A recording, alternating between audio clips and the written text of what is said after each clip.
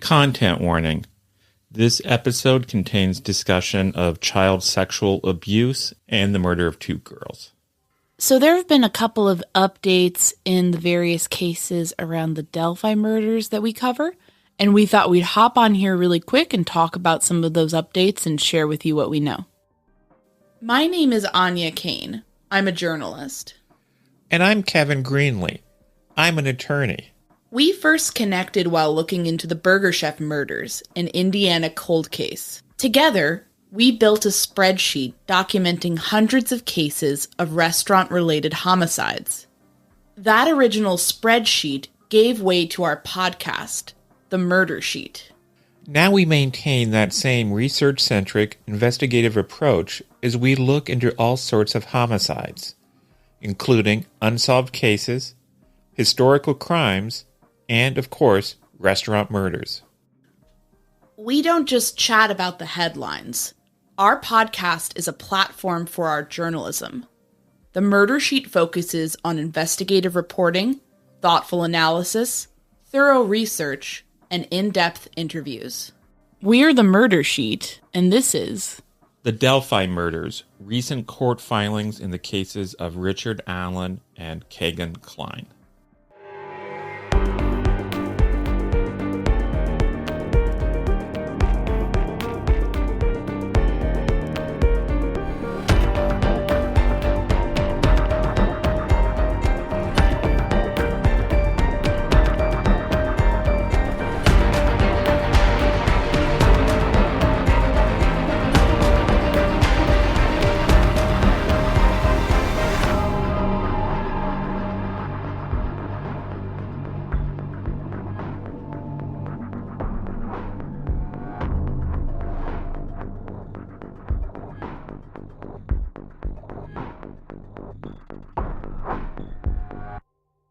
If the word confidential appears in a court filing, everybody is intrigued. Understandably. It's an interesting word. It conjures some interesting possibilities. Although I think some of the things we'll be talking about in this episode indicates that it's not always quite as interesting as we hope. And also, I think it's important to note that these cases, the Kegan Kline case and the Richard Allen case, take place in different counties with different prosecutors and different judges. And for whatever reason, in Miami County, Prosecutor Jeff Sinkovich, Judge Tim Spar, they do things very differently than what happens in Carroll County with Prosecutor Nick McClelland. In fact, I think it would be fair to say most counties do things differently than Nick McClelland does. In the Kegan Kline case, this means they tend to be very open and above board about everything that happens in that case. Yes. So when we were getting texts today from other friends who follow this case, noting that something confidential was going on in the Kegan Kline case, we were already intrigued because we were like, things have been a little bit more transparent in Miami County, so we really wanted to look into what could be going on. And if you go to the My Case page for Kegan Kline, there's references to exclusion of confidential information. People were wondering, does this mean that Kegan Kline is giving out confidential information about the Delphi murders or about the child sexual abuse materials cases or what have you? And the answer is no. What was filed today in the Kegan Kline case was Kegan Kline's pre-sentence investigation report. Those reports are generally prepared as a matter of course before someone is sentenced, and they contain the sort of information you or anybody else would want to know before imposing a sentence on someone. Basically, what kind of person is this? What is he like? What were the crimes he did? Is he connected to family? Is he remorseful? What kind of jobs he's had? Gets into a lot of very, very personal things. Is it fair to say that this is all with the intent to help Judge Spar make a decision, an informed decision, when it comes time to essentially sentence Kegan? Yes. And it also could be useful if Kegan's sentence includes a period of time on probation. it would be useful for his probation officer to have this kind of information. All that being said, this pre-sentence report is not available to us. It is being kept confidential. Is that unusual? No. In fact, again, unlike what we've seen in Carroll County, the probation officer who helped prepare this report, basically, he filed something at the same time he filed the report indicating that it needed to be kept confidential pursuant to Indiana Code Section 3538-113. And you hop over to that particular section of the code, and it says, and I will read this, Section 3538-113, confidentiality of pre-sentence report or memoranda. A. Any pre-sentence report or memoranda and report of physical or mental examination submitted to the court in connection with sentencing shall be kept confidential. B. The material specified may not be made available to any person or public or private agency other than 1. The convicted person and his counsel. 2. The prosecuting attorney. 3. A probation department. 4. The community corrections program in which an offender is placed. 5. The Indiana Criminal Justice Institute established under IC 526, except where specifically required or permitted by statute or upon specific authorization by the court and the convicted person. So what we're seeing there is keeping this particular type of report confidential is well within the normal bounds of procedure. This is how it works. You may have the attitude that people should know all this private information about people who are convicted of a crime. But the fact is, this is what the law says. This is not... This is normal. This is normal. This is ordinary routine procedure. This is not someone like Jeff Sinkovich, the prosecutor of Miami County. This isn't him making a decision unilaterally to keep something secret. This is them following the prescribed rules under Indiana law. Yes, this is how the system works. So there's nothing unusual to see here. You love that. I mean, I think that's why I think this highlights an important point. I think we've been somewhat critical of Nick McClelland at times because we feel that certain things are being kept secretive when it's not really apparent that they need to be kept secretive. And our issue is never that we just think everything should be public. I think we just like rules being followed and the law being followed. And so if there's a reason to keep things secret, typically what the court calls for is things like hearings to determine that and, you know, people making arguments. Here's why it's important to keep this secret versus here's why it's important to put this out there. And that's the system working as it should. We think the secrecy used as a tool to protect people or because it's already part of the law or because it's protecting privacies, that's fine. I just think we'd prefer to see things done in this way where you have people citing actual rules to seal documents rather than what apparently seems to be unilateral decisions to seal things without going through the proper channels, like having a hearing. So we commend Miami County in this case because obviously it was reasonable to seal it. We'll also link to our previous episode on Kegan Kline's previous hearing, because I do recall that Judge Spar mentioned and sort of the court officers mentioned at that time that they would expect a pre-sentencing report to be filed with Judge Spar, you know, so he could make his decision around Kegan's sentence. So this is not like an unexpected development. For those of you who listened to that episode, you may even recall us talking about it. This is not some big bombshell that's going to be dropped right before sentencing that has Kegan, you know, coming clean about everything. This is just par for the course, essentially. Exactly. I feel like this is what our show is about a lot of times. It's basically having people suggest interesting possibilities and having us just sadly shoot them down, right? The cliche when you talk to lawyers and stuff, I remember when I was in law school, lawyers would tell me what's going to happen to you over and over again in your life is people are going to come to you and say, I have a great case. And you have to tell them, no, you don't. And sometimes it feels like we're doing that with the program. because people see this thing and they think there's something interesting there, and unfortunately or unfortunately, a lot of time it isn't. This is just routine. And it's understandable when you're not familiar with the legal system and you're seeing things thrown around like confidential report on the eve of sentencing. You know, that's kind of exciting and it's interesting and you're wondering what's happening. But like most things in life, the reality is often significantly more boring and less explosive than what we kind of come up with in our imaginations or what we think it might be. That being said, I still think this is a very interesting case. Kegan Kline obviously having this link to Delphi, but, you know, certainly has not been charged with anything. And we're happy to cover it, and we'll be very interested in what happens at his sentencing on May 18th, I believe. I believe that's correct.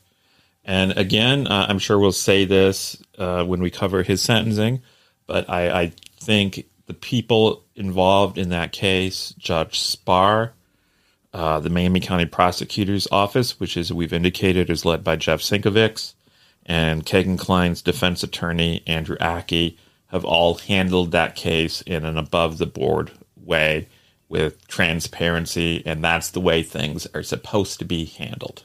And of course, recently, the state's case has been represented by Assistant Prosecutor Courtney Allwine, whose name I mispronounced in our previous coverage, and I do apologize for that to Miss Allwine and to everybody who knows her. Yeah, we'll be interested. One preview I wanted to talk about with the sentencing here. This is something you and I talk a lot about when we're not recording, but my understanding, and correct me if this is an oversimplification, is that judges don't have a lot of leeway in regards to sentencing anymore. Things have changed. Generally speaking, judges today have less wiggle room than they did in the past. I think one case we've talked about amongst ourselves, and actually on the podcast, there was a man named Donald Forrester who committed a rape, and he got sentenced to 95 years, which was basically because the judge had a lot of discretion, and he recognized not only was Forrester a rapist, but he was an uncommonly violent and dangerous man. So it is in the interest of society to put him in prison for as long as he's going to be alive. And that judge made the absolute correct call, in my view, because that's one of the most monstrous people I think we've talked about on this show in terms of what he was doing to people. But for reasons, for political reasons, for various reasons, that's not really the case anymore. You don't get as much discretion. And you can understand that from the perspective of, like, in a case where maybe the defendant just pisses the judge off or he has a bias against the defendant, you wouldn't want them slapping them with 95 years. But at the same time, sometimes you do. And that's unlikely to be the case at this point. And I think people see the judge in the courtroom and they think this person is all powerful. They're calling the shots. They're determining everything. And that is certainly true. The courtroom is their fiefdom, essentially. But when it comes down to handing down sentences, that's not always so cut and dry. Yeah. I don't know what sentence Kegan Kline is going to get, but I can say that I feel confident that the prosecution is going to make its case in a mature and intelligent way. I feel confident that Kegan Kline's attorney, Mr. Ackey, is going to make his case in a mature and reasoned way, and Judge Spar is going to evaluate it and give a very thoughtful final decision, which we'll find out in a couple of weeks. Yes, and if the sentence is shorter than you expect, I would say that that's probably not really up to the people in that room. It's guidelines that were not established by those individuals, and, you know, we have to kind of, when I think sometimes when people get outcomes in the justice system that they don't like, they want to blame the people on the ground, but the law is the law, and sentencing guidelines are sentencing guidelines, and if you don't like those, then those would have to be changed, essentially. Because I think a lot of people feel, rightfully so, that crimes against children and child sexual abuse materials charges are incredibly serious and should be taken seriously. You know, but if the law doesn't reflect that with sentencing guidelines, then then that ought to be changed at a legislative level. Yeah, and I think it's important to remember, I'm guessing that most, if not all of the people listening, either now or in the past, have had a job where they were required to follow policies set by other people. And maybe you agree with those policies, maybe you don't. But it's not your responsibility to set those policies, it's your responsibility to follow them. Maybe you agree with them in most instances, but in a specific case, you don't think they're applicable or you think they should be changed. And yeah, criminal justice system, folks. It's complicated. Now let's talk about the Richard Allen case. As we know, a while back, Richard Allen's defense attorneys filed an emergency motion in which they made some shocking allegations about the conditions in which Richard Allen was being kept at Westville Correctional Facility. The state ultimately responded to those allegations, but chose to keep its response secret. And I think that is an unfortunate decision. If someone says, I think that's an unfortunate decision. Oh, yeah. When you get a case that's going to trial and is in the legal system, you expect a lot more transparency and light to be shined on the situation than we're getting. I think it's very unfortunate because here you have basically the defense leveling serious accusations at law enforcement, at prison officials. These allegations leveled by the defense, they could be 100% true. They could be part true, part exaggeration. They could be entirely exaggerated. Or they could be something that maybe is true from one perspective, but there's a good reason for that. But I think we, as residents of the state of Indiana, have the right to know how the government is doing things in our name. And the fact that whatever response Nick McClelland made to these is being kept from us is frankly somewhat infuriating, because it gives us no basis to judge the accuracy or inaccuracy of the defense claims. And usually, if someone says something terrible about a person and the person doesn't respond, there's a tendency to maybe believe the worst about the person. And I think it's really especially distressing because you have a situation where, through no fault of their own, law enforcement in this case, I'm speaking specifically about Carroll County Sheriff's Office in this case, because they were the ones directly accused in the defense's filing of basically saying, we can't move Allen, we're not going to move him. You know, I mean, I'm paraphrasing, but you know, they not only are not getting defended by Nick McClelland in a public filing where he's pushing back or saying, well, you know, that's not really how it went down. They're not even able to respond in the press. And I'll note that in past instances, I mean, I remember when the defense first came out with their statement on Richard Allen, Tobe Lesenby, the then sheriff of Carroll County, immediately was in the press saying, no, this is, you know, this aspect is ridiculous, giving comment. And that all went away when the gag order came down, the gag order that was, of course, requested by Nick McClelland. And so he's depriving his colleagues in the county of their ability to defend themselves from accusations about serious problems here. And again, we're certainly not weighing in on like, oh, this is definitely all true or it's definitely all not true.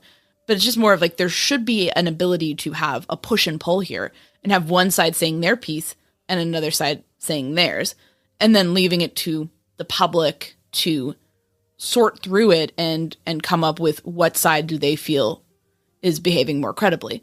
This is a lopsided argument because the defense is able to communicate what they need to communicate through these filings. And, you know, I mean, and the prosecution's just not allowing that for the state side. And I think that is bizarre, troubling. I think the people of Indiana deserve some answers on this. And I guess what bothers me too is that the secrecy, as always, is going down in a way that is not appropriate. This is not how you do things by just unilaterally deciding to seal everything. You know, there should be these processes in place. There should be hearings. And Frankly, I think in the beginning of this case, when Prosecutor McClelland essentially attempted to seal the PCA, claiming that it would hurt the case if it was released, and then when the PCA came out, I think everybody had the reaction of like, how? You know, like, how would this hurt the case being out there?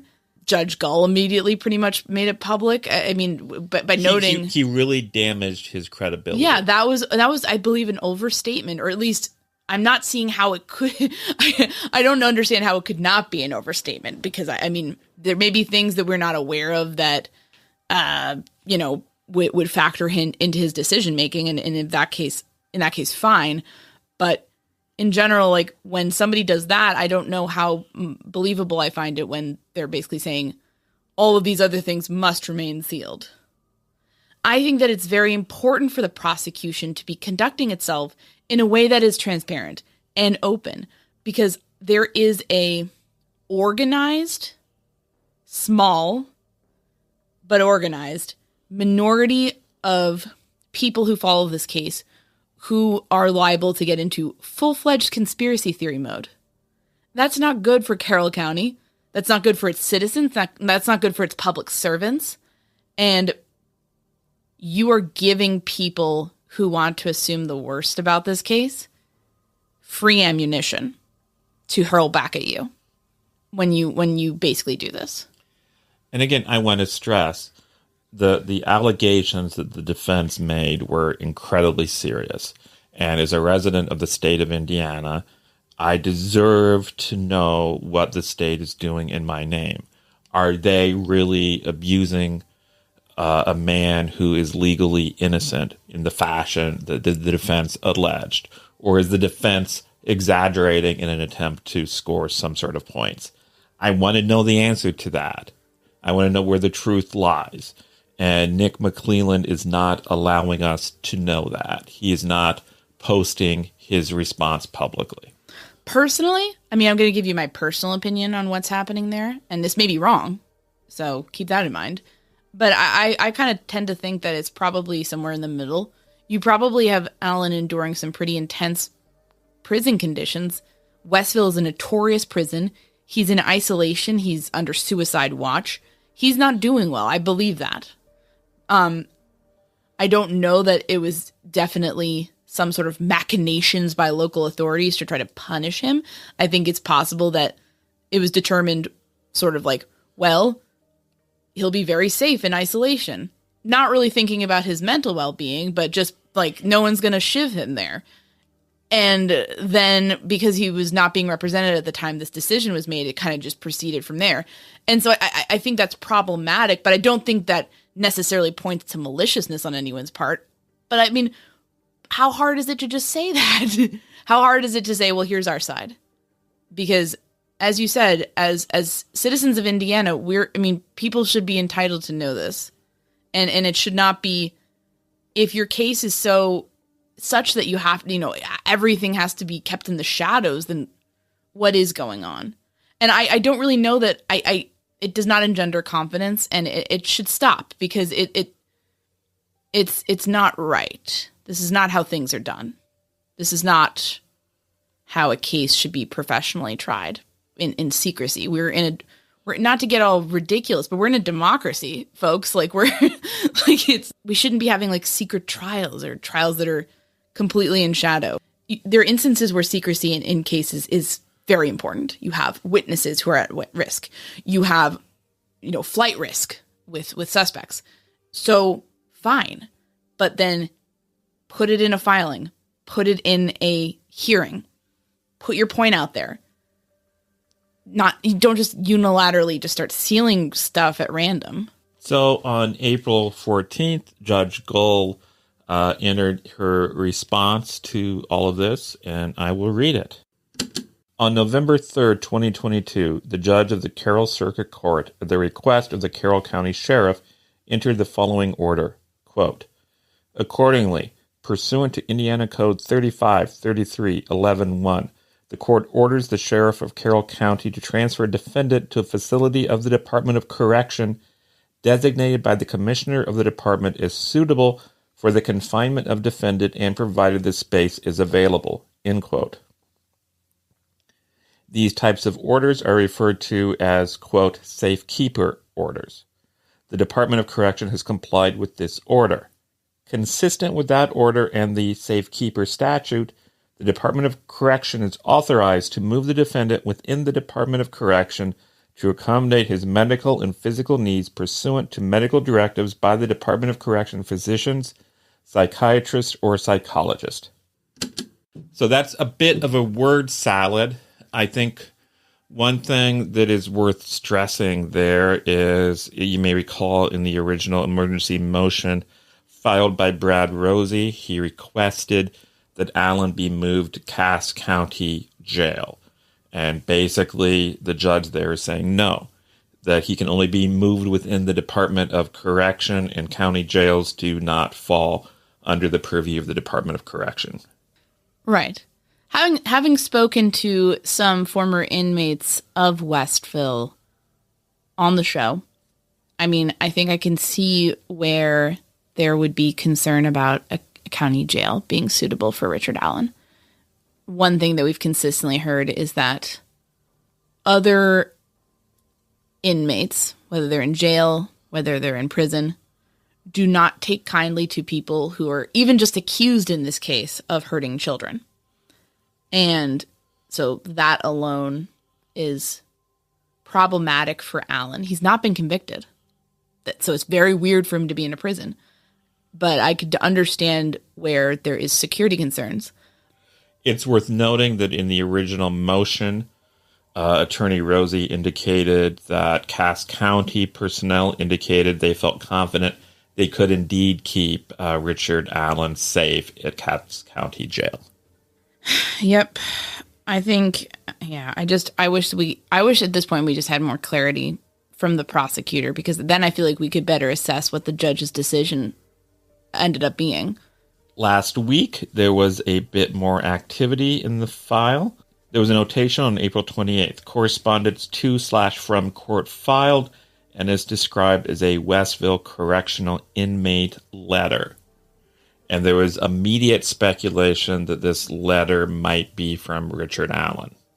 Anything is possible in this case, but it's worth noting that when Richard Allen did indeed file a letter with the court, it was described differently in the record. That was back on November 9th, 2022. It was correspondence to/from court filed, correspondence received from defendant requesting appointment of public defender, filed by Allen Richard M. So basically, back then, they were clearly identifying the letter came from Richard Allen, and then even going so far to say it was filed by him. And let's look at the recent letter that was filed on April 28th, 2023. It's listed as correspondence to/from court filed, and then it just says Westville Correctional Inmate Letter. It doesn't indicate who it was filed by. And if it was filed by one of the parties in the case, be it the state of Indiana or the defense, we would expect to see that indicated. Yeah, precisely. Given how a lot of people in prison feel about like snitches and people who are snitching or ratting somebody out or just being in contact with the court or law enforcement in a way that's deemed improper in prison culture, that would be actually something that would probably make sense to keep sealed and keep somebody anonymous. So that's an instance where I want to point out that we're not just against sealing. We're against random and seemingly improper sealing procedures. If you want to keep some information private because it'll like help someone not get killed, great. Also, Richard Allen is being represented by Andy Baldwin and Brad Rosie. So he has advocates. He has lawyers representing him. So my understanding, and correct me if this is wrong, Kevin, but would he even be allowed to kind of just unilaterally reach out to the court? It wouldn't be a good idea. And also, I know based on what Attorney Rosie wrote about Richard Allen in that motion, it's not even clear if Richard Allen is capable of writing a letter at this point. Right. That would be a pretty good indicator that he was faking it if then he's composing like a well-crafted letter when he's supposedly suffering from mental issues as a result of his incarceration. So, you know, that would be a kind of bad move by him.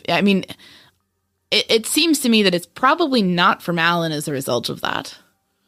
Anything's possible. I think it's probably not from Allen. Yeah, so then it kind of raises the question, well, why is a Westville inmate reaching out to the court? I don't think we have anything we can report on that. No. But it's interesting. It is interesting. I'm sorry to be so mysterious. I just think it's really important for people to really look at the language, and if you're making an assumption about something like this, and there's a comparison point that you can kind of look at previous data and make a comparison or make a link, really look at what language is used. Because I don't think we should be assuming a lot at this point. And I don't think we should be assuming that this is from Allen.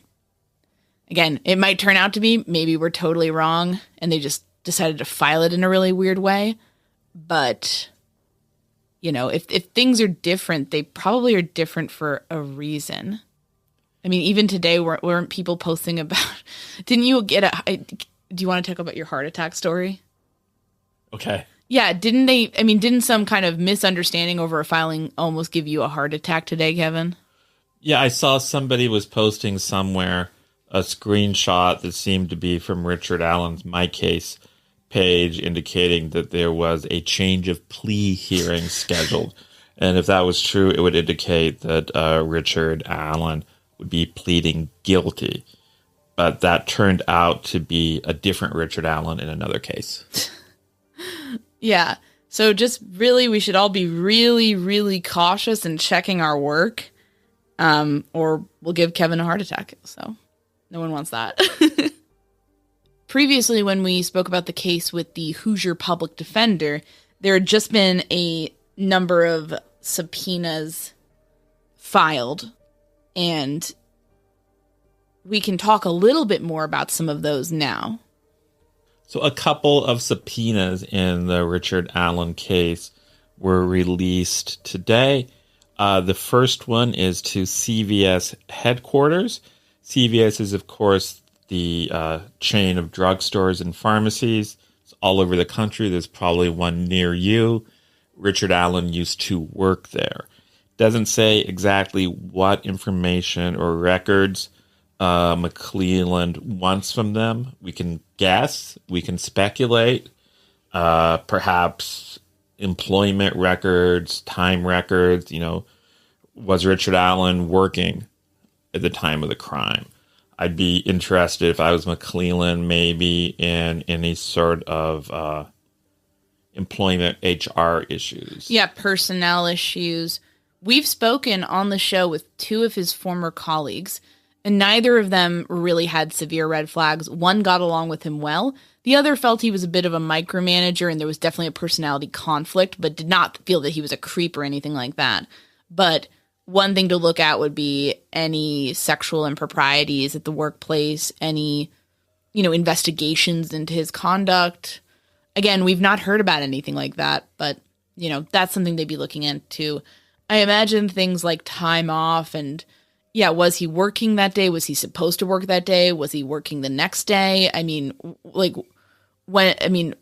did he take any time off in the wake of the murders?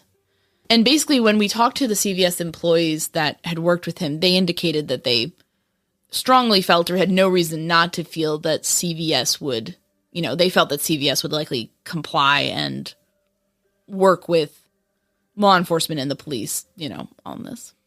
With such a huge retail organization, they also have,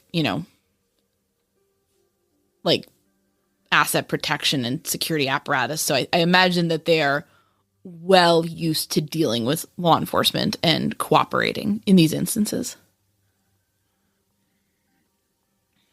The second subpoena that was made public today was to the Westville Correctional Facility. I say these subpoenas were made public. Basically, we don't know what they're asking for. We just know who they're asking. And so we don't know exactly what they are asking for from the Westville Correctional Facility. Do you want to make any educated guesses? From the Westville Correctional Facility, I think you just have to think about what would they have. So, I mean, footage. Off the top of my head, I would assume that in a maximum security facility, there would likely be surveillance of some of these people. Telephone records. Telephone Recordings. Generally speaking, when you're in prison, there's no expectation of privacy. So I would imagine any conversations he might have either via video chat or text messages or chirps, as they're called. If he's writing letters to people, images. So these are things that potentially would fall within the purview of that, I would imagine. This just popped into my mind, and if we have any medical personnel, and we might get an opportunity to speak with some folks, but I'm curious about if he had an initial mental health check-in when he was first processed into Westville, would that be private? Or would that be something that the prosecution could get their hands on? I think the prosecution would be very interested in that because, of course, in that emergency motion, attorney Brad Rosie made some very specific claims about Richard Allen having specific mental health concerns. I imagine the prosecutor might be interested in getting records to determine whether or not those concerns are valid.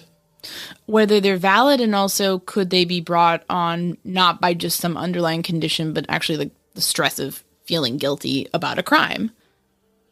Or the stress of being an innocent man being physically and emotionally abused in prison.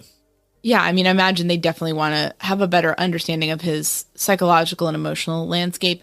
I just don't know if that, I mean, I don't know, like, do your HIPAA rights kind of go out the window when you're in prison? I have no idea. So maybe we'll find that out at some point soon. So that concludes our understanding of some of the latest developments in the cases around Kegan Kline and Richard Allen. We discussed through some of those recent filings, what we believe they mean, and talked through some of the issues underpinning all this. I think I'd like to end on another note on some of the secrecy regarding the Richard Allen case.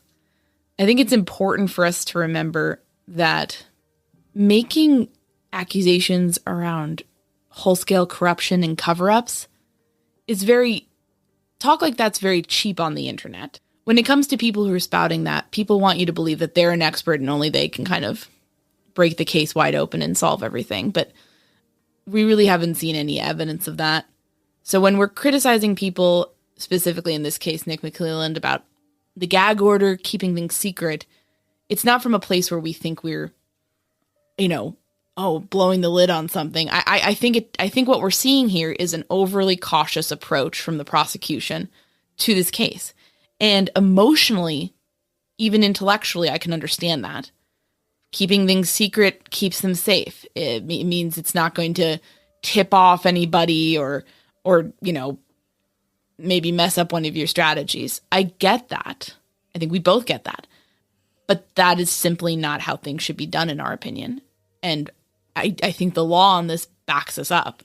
There's a reason why things are done out in the open with criminal cases in this country, and it's because the public has a vested interest in the judicial system, in the criminal justice system. We have a right to be watching what is being done on our behalf. And we just think it's important for the public officials in this case to really remember that and recognize that it means something beyond just this case, and that things should be done out in the open. And hopefully they can adjust their strategies based on this, because I really don't think it's helping their case. And if anything, I think it's making more and more people susceptible to narratives that are nonsense, but sound good when you're faced with so much secrecy. So hopefully that's a nuanced take on this whole thing, but well said. Thank you.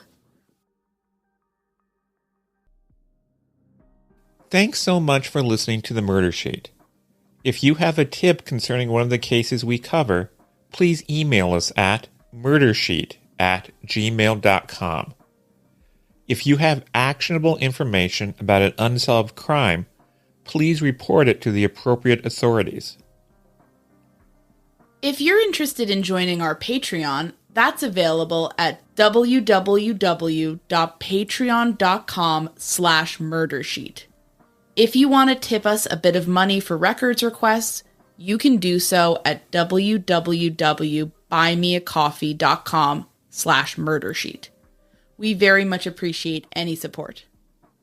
Special thanks to Kevin Tyler Greenlee, who composed the music for the Murder Sheet, and who you can find on the web at kevintg.com. If you're looking to talk with other listeners about a case we've covered, you can join the Murder Sheet discussion group on Facebook. We mostly focus our time on research and reporting, so we're not on social media much. We do try to check our email account, but we ask for patience as we often receive a lot of messages. Thanks again for listening.